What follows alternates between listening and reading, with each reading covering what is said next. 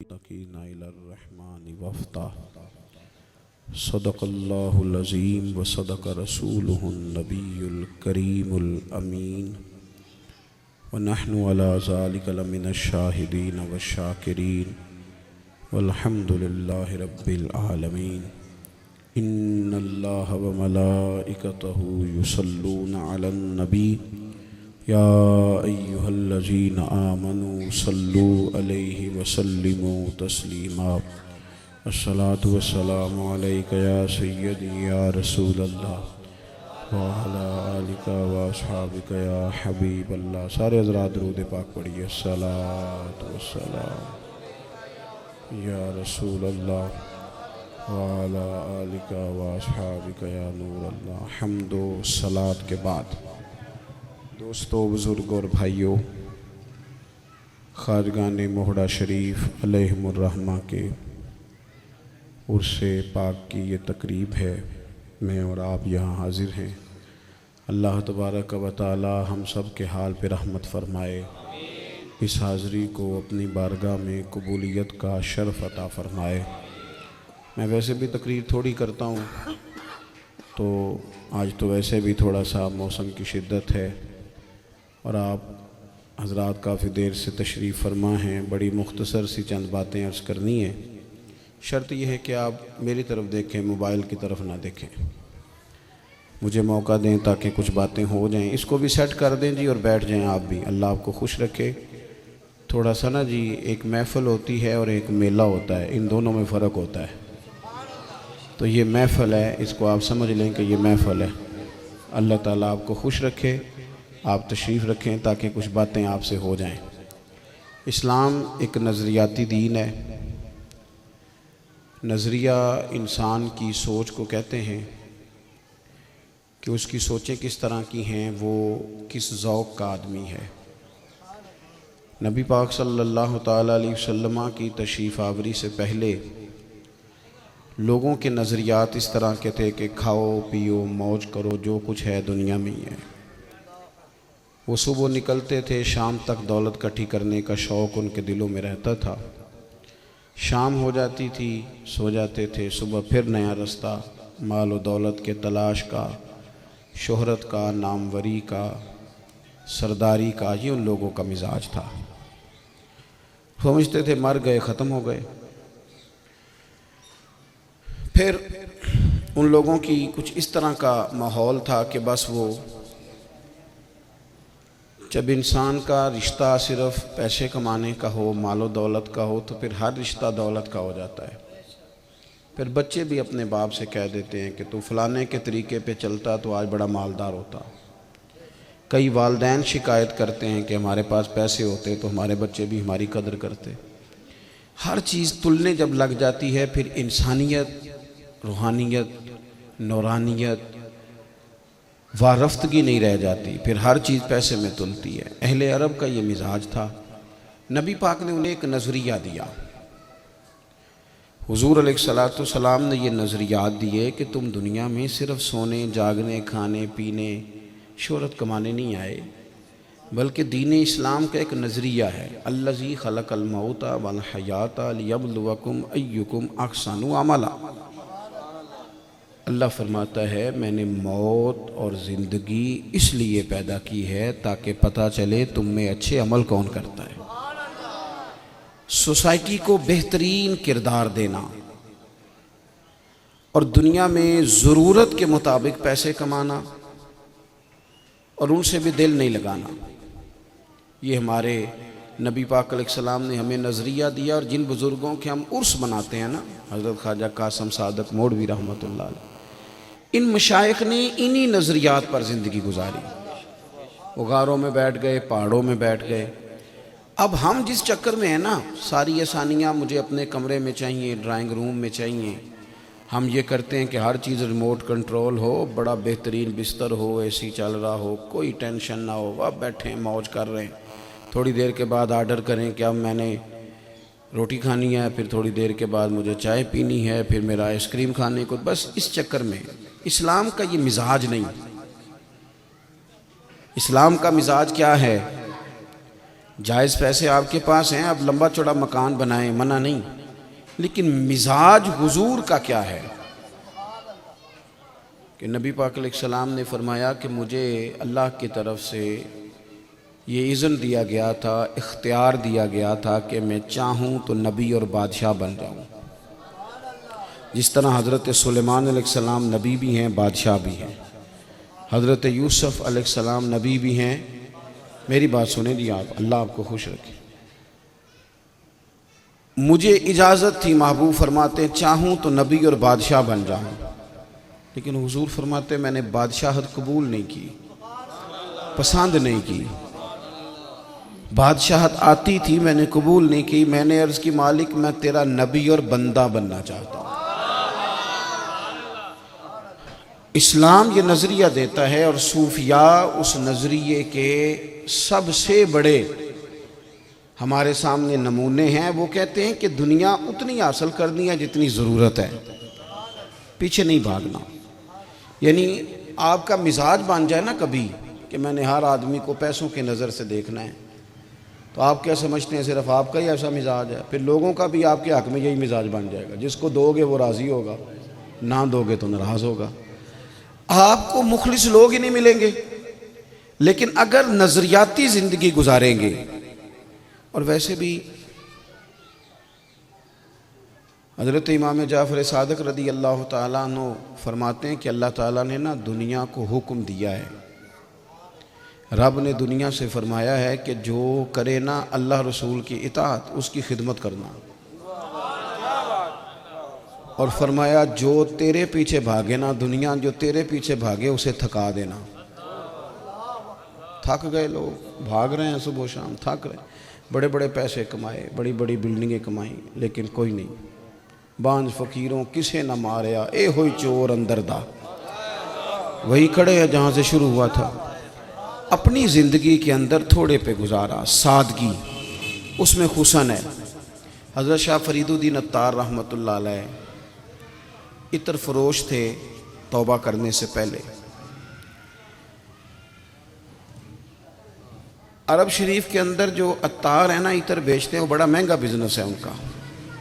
اللہ تعالی ہم سب کو حرمین شریفین کی حاضری نصیب کرے۔ تو سونے والی دکان کے بالکل ساتھ خوشبو والی دکان ہوتی ہے، یعنی جتنا کرایہ وہ دیتا ہے اتنا یہ بھی دیتا ہے، اتنا مہنگا بزنس ہے۔ تو حضرت شاہ فرید الدین عطار کہتے ہیں میں تجارت کرتا تھا، اور مہنگی مہنگی خوشبوئیں میں نے الماریوں میں سجائی ہوئی تھی، میں بیچتا تھا، کاروبار کرتا تھا۔ ہمارے ہاں لوگ پریشان بھی صرف وہی ہیں جن کا کام نہیں چلتا، جن کا چل گیا وہ پتہ نہیں کہاں چلے گئے، کہاں چلے گئے۔ لوگ آ کے کہتے ہیں حضرت صاحب آج کل بڑی پریشانیاں، دعا کر دیں۔ تو میں اکثر کہتا ہوں پریشانی کے وقت آتے ہو اس وقت بھی آیا کرو نا کہ آج کل کاروبار بڑا چل رہا ہے، کوئی شکر کا طریقہ بتا دیں۔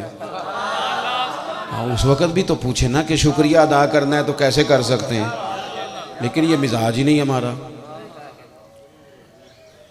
تو حضرت فرید الدین عطار رحمۃ اللہ علیہ فرماتے ہیں سب ٹھیک چل رہا تھا، میں ایک دن دکان میں بیٹھا تھا، ایک بزرگ اچانک وارد ہوئے، تو انہوں نے آ کر کے میری دکان سے مختلف جگہوں سے خوشبوئیں دیکھنی شروع کر دی۔ میں سمجھا کو گاہک ہے، اچھی طرح چیز پسند کر لے گا پھر وہ خرید لے گا۔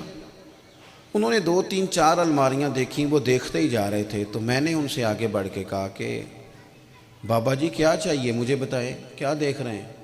کہتے ہیں نا سیل مین، کیا چاہیے؟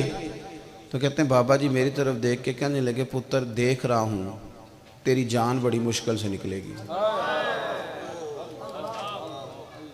وہ کیوں جی، کیوں مشکل سے نکلے گی؟ کہنے لگے مال ہی بڑا جمع کیے، کبھی یہ والی شیشی یاد آئے گی، کبھی وہ والی یاد آئے گی، کبھی اس بینک کا اکاؤنٹ یاد آئے گا، کبھی اس کا یاد آئے گا، کبھی ادھر والا پلاٹ کو مرنے دیں گے، اتنی محنت سے دنیا کٹھی کی یار مر جائیں چھوڑ کے، یہ یاد آئیں گی ساری چیزیں، تو کیسے مرے گا، تو بڑی مشکل سے تیری جان نکلے گی۔ کہتے ہیں میں دنیا دار تھا، مجھے غصہ آیا، دنیا داروں کو دعوت خیر دیں تو ناراض ہوتے ہیں اللہ ماشاءاللہ، مجھے غصہ آیا اور اس غصے کا اظہار میں نے اس طرح کیا، میں نے کہا بابا میری تو مشکل سے نکلے گی تو تیری کیسے نکلے گی؟ غصے میں کہا۔ کہتے ہیں انہوں نے کہا بیٹا ادھر آ، میں قریب آیا، فرش پہ لیٹے، کلمہ پڑھا، روح پرواز کر گئی۔ عرش فرش تے بانگاں ملیاں، مکے پہ گیا شور، بلے شاہ آسا نہیں ہو مرنا، اے تے مر گیا ہی کوئی اور، آسا مرنا ہی نہ ہی۔ اس طرح نکلے گے ہم تو بھئی سامان سمیٹے بیٹھے ہیں، جب وہ کہے گا آ جاؤ تو چل پڑیں گے، تیاری ہے۔ یہ نظریاتی زندگی ہے، نہیں نہ مکان بنایا کوئی بھی حضرت عمر فاروق نے، 24 لاکھ مربع میل کے حکمران تھے اور مکان وہی پرانا، کرتا وہی پرانا۔ ہمارے ہاں تو جو بندہ چھوٹا سا وزیر بنتا ہے، ایک اس کے اپنے شہر میں کوٹھی ہوتی ہے، ایک لاہور میں ہوتی ہے، ایک اسلام آباد میں ہوتی ہے۔ بھئی اتنی جگہ رہتے کیسے ہو؟ پر رکھی ہوئی ہیں جناب، کیا کریں، غریب ملک جو ہوا، غریب ملک کے حکمران اسی طرح کے ہی ہوتے ہیں۔ اور آپ لوگ بڑے سمجھدار ہیں، آپ ان کو حکمران بناتے ہیں، گلیوں کے دروازوں پر آپ لوگ انتخابی دفتر بناتے ہیں، جلیبیاں بھی نکلواتے ہیں، خدمت بھی کرتے ہیں، نہ کرو۔ سنجیدہ قومیں اس طرح نہیں کرتی۔ آپ دیکھیں یہ پھر آپ کے ساتھ کیا حال کرتے ہیں، کیا بات کریں حکومت کی اور کیا اپوزیشن کی، سب ایک ہی چکر میں پڑے ہوئے ہیں، سب ایک ہی چکر میں۔ اللہ تعالیٰ سمجھ عطا فرمائے۔ تو میرے عزیز بھائی، حضرت عمر فاروق رضی اللہ تعالیٰ عنہ نے 24 لاکھ مربع میل کے حکمران ہیں، ایک ہی گھر ہے پرانا، کیوں نہیں بلا بنایا انہوں نے؟ نظریاتی آدمی تھے، اس لیے نہیں بنایا کہ نبی پاک علیہ السلام جب معراج سے واپس آئے تو محبوب نے فرمایا تھا عمر میں تیرا گھر جنت میں دیکھ آیا ہوں۔ انہیں پتا تھا کہ یہاں اتنے کوٹھے مکان بنا کے کیا کرنے ہیں، اتنے بنگلے کیا کرنے ہیں بنا کے، گھر تو جنت میں بنا ہوا ہے۔ جب یہ نظریہ پک جاتا ہے نا کہ ہمارے لیے آخرت میں کچھ ہے، وَالْآخِرَةُ خَيْرٌ وَأَبْقَى، رب فرماتے ہیں آخرت تیرے لیے بہتر بھی ہے اور باقی رہنے والی بھی ہے، وہ فنا نہیں ہوگی، ہم فیہا خالدون، جو لوگ جنت میں جائیں گے وہیں رہیں گے۔ تو اپنے آپ کو نظریاتی بنائیں، اتنی دوڑ نہ لگائیں، دنیا تھکا دیتی ہے، اور دنیا کی ڈیمانڈ روز بدلتی ہے، روز ڈیمانڈ بدلتی ہے، آپ کتنی کو پوری کریں گے؟ کل فیشن اور ہوتا ہے، سویرے اور ہو جاتا ہے، اب کہاں کپڑے پرانے ہوتے ہیں، اب تو ڈیزائن بدلتے ہیں۔ تو میرے بھائی اپنی زندگی میں نظریاتی بنیں، نظریاتی۔ میں تو اب کئی دفعہ چیزوں کو دیکھتا ہوں تو حیران ہو جاتا ہوں، وہ پیر جو ہمیں فقیری کا سبق پڑھاتے ہیں نا، ان کی اپنی گاڑی 2.5 کروڑ کی ہوتی ہے، اور لوگوں کہتے ہیں فقیر ہو جاتے آپ امیر ہو ہی جا رہے ہیں۔ بھائی تھوڑے سے آپ بھی ہو جائیں، کچھ تو ہم مہربانی فرمائیں۔ آپ کا تو وہ اقبال نے کہا تھا کہ مرید بیچارے کو میسر نہیں مٹی کا دیا بھی، اور گھر پیر کا بجلی کے چراغوں سے ہے روشن۔ تو اس طرح نہ کریں، نظریاتی بنیں اپنی زندگی کے اندر۔ اتنی دوڑ اگر ہم لگائیں گے تو پیچھے بچے گا کیا؟ اس چکر میں نہ پڑیں، تھوڑا آپ دیکھیں۔ اور میں آپ کو تجربے کی بات عرض کرتا ہوں، دنیا کے آگے پیچھے بھاگو تو آگے بھاگتی ہے، اور ذرا منہ ادھر کرو تو پیچھے بھاگنی شروع ہو جاتی ہے، اس سے بچیں۔ دوسری بات، 2 ہی باتیں عرض کرنی ہے۔ دوسری بات کیا ہے؟ اسلام یہ نہیں کہتا کہ مریں گے تو ختم ہو جائیں گے، فنا ہو جائیں گے، یہ کافر کا نظریہ ہے۔ ہمارے ہاں لوگ نا خوف کھاتے ہیں موت سے بڑا، پتہ نہیں کیا بنے گا، قبر بڑی تنگ ہے، بڑا ایسے ہے، بڑا ایسے ہے۔ دیکھو قبر دوزخ کا گڑھا ہے، کھڈا ہے، اس میں بڑی آزمائشیں ہیں، یہ بات بالکل سچی ہے، لیکن کس کے لیے؟ جس نے اللہ رسول کو ناراض کیا ہے، حلال حرام کی تمیز نہیں کی، اپنی زبان پہ قابو نہیں رکھا، اپنے دل پر اس نے تقوی کا پہرا نہیں بٹھایا۔ کتنی چیزوں کی ہمیں فکر ہوتی ہے، نہیں فکر ہوتی تو ہمیں بس شریعت اسلامیہ کی نہیں ہوتی۔ اگر تھوڑی سی توجہ کریں اللہ رسول کے احکامات پر تو پھر قبر کھڈا نہیں۔ ادھر دیکھو جوانوں میری طرف، یہ ابھی آیا نا جب کرونا کچھ سال پہلے، تو مجھے ایک سرکاری ادارے میں جانے کا موقع ملا، تو وہ کہنے لگے جناب تھوڑا سا لوگوں کو قائل کر دیں، بڑا خوف ہے، قریب ہی نہیں جاتا کوئی کسی کے۔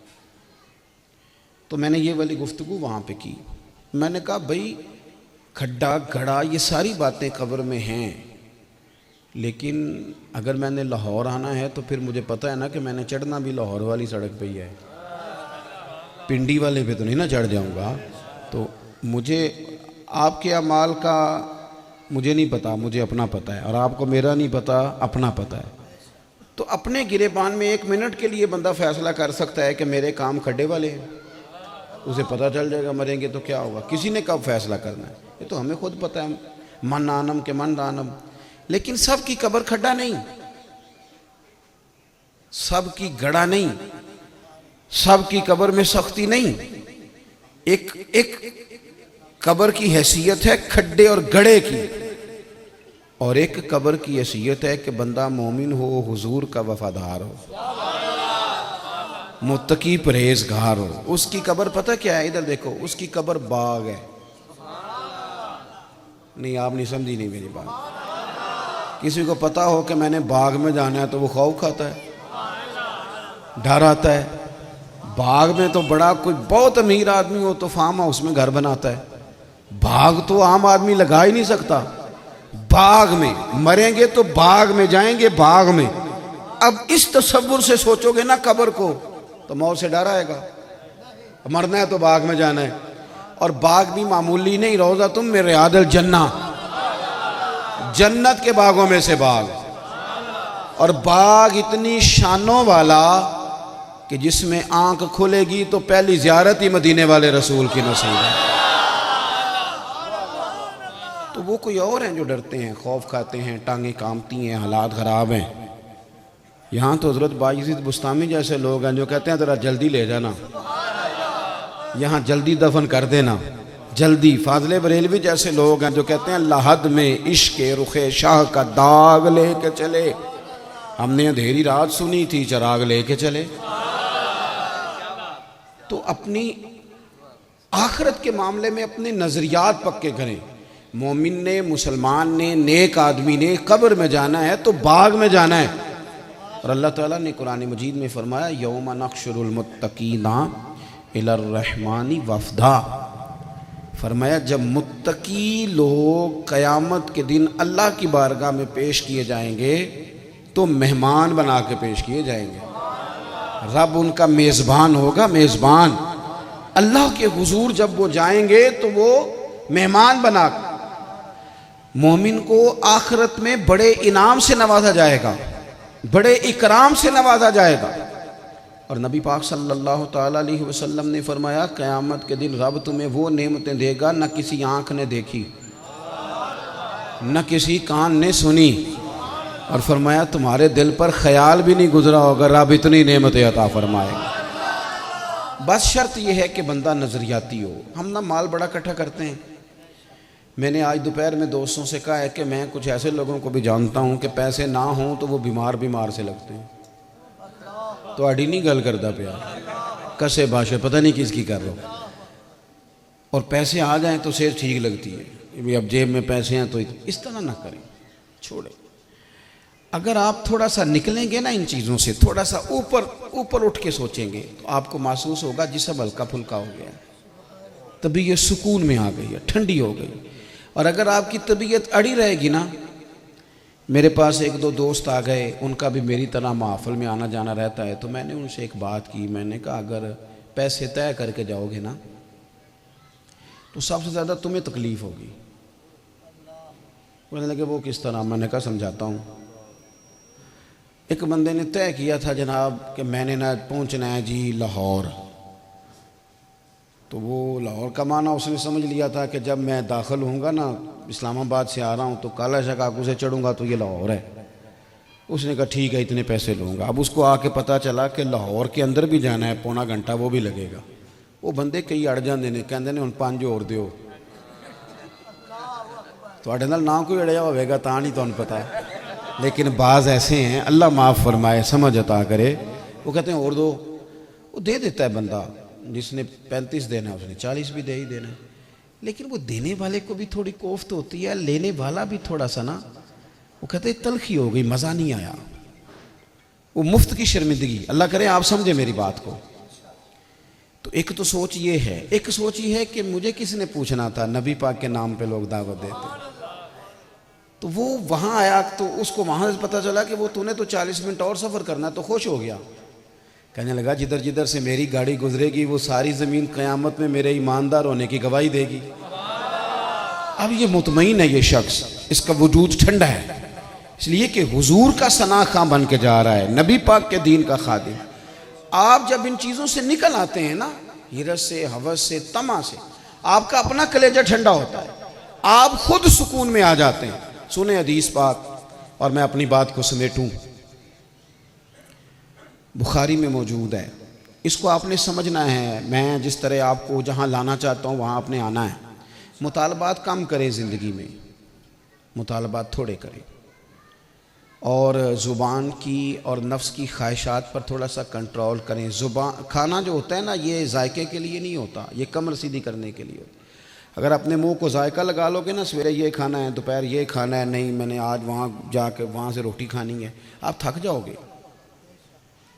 تھوڑا سا نا لذات دنیا سے ہٹیں، سادہ کریں اپنے آپ کو، آپ نارمل زندگی گزاریں گے، آپ کو کیف نصیب ہوگا۔ میرے بھائیوں، یہ میں آپ کو صوفیاء کی بات سنا رہا ہوں، عرس سنا رہا ہوں سارے کا سارا۔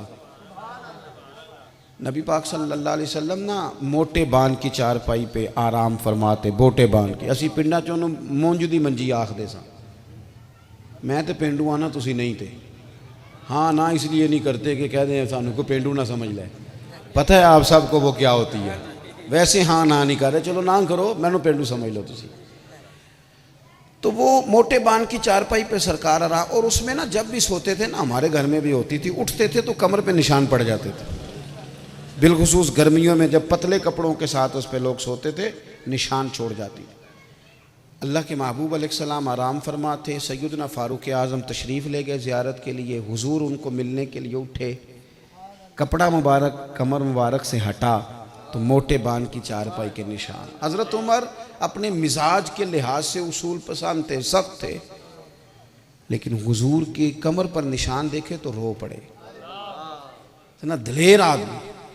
عرض کی یا رسول اللہ، کیسر و کسرا دین کے دشمن تو اتنی موج کر رہے ہیں، آسانی میں ہیں، اور آپ اللہ کے حبیب ہو کے اس کیفیت میں رو پڑے۔ اب چاہیے تھا نا کہ حضرت عمر کو نبی پاک علیہ الصلوۃ والسلام تسلی دیتے اور کہتے نہیں نہیں بس اسی طرح، نہیں، سرکار نے ایک اور نظریہ دیا، ایک اور سوچ دی۔ حضور نے فرمایا عمر تم پسند نہیں کرتے کہ وہ دنیا میں تھوڑی آسانی دیکھیں اور آخرت میں رسوا ہو جائیں، اور ہم دنیا میں تھوڑی مشکل دیکھ لیں اور آخرت کی ساری عزتیں اللہ ہمیں ہی عطا کر دے۔ یہ نظریہ ہے دین کا، اس کو سمجھو۔ یہاں موج کا ماحول نہ بناؤ، کتنی کو زندگی ہے۔ پاکستان میں تو ویسے 50 سال سے جب بندہ اوپر جاتا ہے تو دوائی کھانی پڑتی ہے، کوئی نہ کوئی گولی کھانی پڑتی ہے۔ یہ تو بھئی آپ کتنا کو مثلا 15-20 سال میں بڑے ہوئے تو کتنی کو موج کرنی ہے، 20 سال۔ تو اگر یہ 20 سال اللہ رسول کو دو اور اپنے ذہن پر، دل پر، خواہشات پر تھوڑا سا پیرا بٹھاؤ، اور زندگی میں تھوڑی سی جی، سستے موبائل سے بھی گزارا ہو ہی جاتا ہے، کچھ بھی نہیں ہوتا، کچھ بھی نہیں ہو۔ گاڑی نے گاڑی رہنا ہے، وہ 40 لاکھ کی بھی گاڑی ہے اور 1.5 کروڑ کی بھی گاڑی ہے۔ تھوڑی سی چیزوں کو نا، رمضان قریب آ گیا ہے، حکمران تو لڑ رہے ہیں، انہوں نے لڑتے ہی رہنا ہے۔ ان کو کیا پتا ہو کہ جب صبح رات کو میاں بیوی مشورہ کر رہے ہوں کہ صبح پراٹھوں کے لیے گھی کوئی نہیں، کہاں ان کو کیا پتا ہو اس درد کا۔ میں نے تو سارا ملک دیکھا ہے، میں نے ان سے کہا تھا میں تمہیں دکھاتا ہوں کہ پچھلے ہمارے جو جی ٹی روڈ سے تھوڑے دور ایریے ہیں ان میں حال یہ ہے کہ خامند لاہور میں، فیصل آباد میں، ادھر ادھر شہروں میں چلا گیا نوکری کرنے، خاتون کھیتوں میں کام کرتی ہے، بچے اس نے کھیت کے کنارے پہ بننے پہ بٹھائے ہوئے، تمہیں کیا پتا ہو غریبی کا درد کیا ہوتا ہے۔ یہ سب روگاں دا روگ محمد جس دا نام غریبی، تے کانڈ بلا کے لنگ جاندے نہیں دوست یار قریبی، اور غریب سیانے بھی نہیں ہوتے، یہ بھی پکی بات ہے، چونکہ جدے کار دانے وہ سمجھدار ہوتے ہیں۔ گاڑی ہو تو چلانی بھی آئی جاتی ہے، گھر میں کانٹے ہوں تو کھانا بھی آ ہی جاتا ہے، نہ ہوں تو کیسے آئے گا۔ جن کے پاس موبائل ہیں انہیں واٹس ایپ کو پتہ چل ہی گیا ہے نا، تو جن کے پاس نہیں انہیں نہیں پتہ۔ تو رمضان شریف سے پہلے کسی کی مدد کرنی ہے تو رمضان میں نہیں، رمضان سے پہلے لائنیں لگا کے لوگوں کو راشن نہ دینا، تمہیں رب لائنوں میں لگا کے رزق نہیں دیتا، خدا سے ڈرنا اور ابھی سے دینا کسی کو، رمضان کی نیت کر کے ابھی سے مدد کرو گے، اور مہربانی کرنا امام زین العابدین کا طریقہ اپنانا رضی اللہ عنہ، رات کو چہرے پہ نقاب ڈال کے اکیلے میں 100 دفعہ دیکھتے تھے، یوں کو دیکھ تو نہیں رہا، اور پھر دروازے پہ رکھتے تھے تو گھر والا پوچھتا تھا آپ کون ہیں، تو فرماتے تھے میں نام نہیں بتا سکتا، نام پوچھنا مجھ سے۔ کیوں؟ اس لیے کہ اجر اللہ رسول سے لینا ہے۔ تھوڑا سا نا اشک شوئی کا مظاہرہ کریں، ایک جوڑا کم لے لے عید پہ، وہ کسی بہن بھائی غریب کی مدد کر دیں، پرانے جوتے بھی پالش ہو کے گزارا کر جاتے ہیں، مہربانی کریں۔ امیر اگر خرچے کم کر لیں تو غریبوں کو فائدہ ہو جائے گا۔ اللہ سمجھ عطا فرمائے۔ آخر دعوانا ان الحمدللہ۔ اللہم صلی علی سیدنا محمد وآلہ وبارک وسلم۔ اللہ ہماری حاضری قبول فرما، ہمارے گناہ معاف فرما، ہماری غلطیوں سے درگزر فرما۔ جنہوں نے یہ بندوبست کیا ہے انہیں بہترین اجر عطا فرما، جو تشریف لائے ہیں انہیں بہترین صلہ عطا فرما۔ جن بزرگوں کا ہم عرس منا رہے ہیں ان کے درجات کو بلند فرما، ہمیں اپنے بزرگوں کے فیض سے فیض یاب فرما، ہمارے حال پہ رحمت کی نظر فرما۔ رمضان شریف آنے والا ہے، اس کی ساری برکتیں ہمیں عطا فرما، روزے رکھنے کی توفیق دے، 20 تراویح باجماعت ادا کرنے کی توفیق عطا فرما، قرآن پاک سے محبت عطا فرما، ہماری بہنوں کو بیٹیوں کو عزت کی چادر عطا فرما۔ اللہ ہم سب کا خاتمہ ایمان پہ فرما۔ اللہم رب اغفر وارحم وانت خیر الراحمین، وصلی اللہ تعالی علی حبیبہ سیدنا محمد وآلہ۔ السلام علیکم۔